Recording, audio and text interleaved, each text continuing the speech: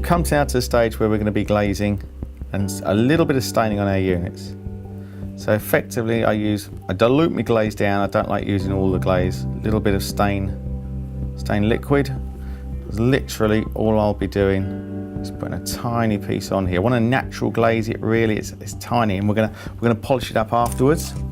And we're just gonna enhance it, little tiny bit of A1 just up in there in those little areas, warm up the interproximal areas.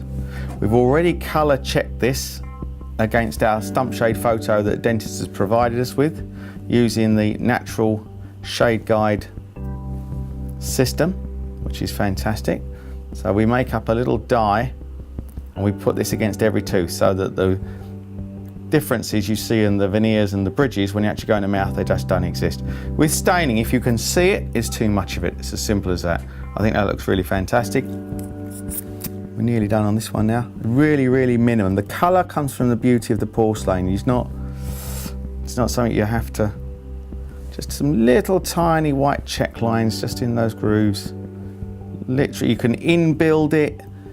The thing is, if you want to build lots and lots of things and effects in your work, you can, but obviously sometimes, even though the patient says, oh yeah, I like the natural look, they may not like that. So sometimes it's just a little bit easier to put it on the surface and you can easily take it off afterwards. And that's what we're going to do to every tooth. In a minute, we're going to look at the bridge.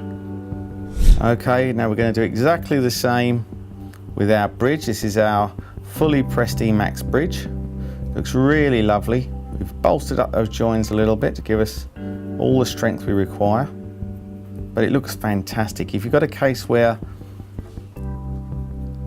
you need to keep everything the same, this is why Emax works so well, because it is a family of materials which are the same ceram.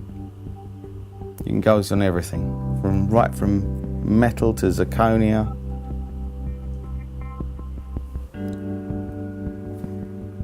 to your pressed ceramic. Obviously you use the inline for the metal, cerams for all your non-metal products.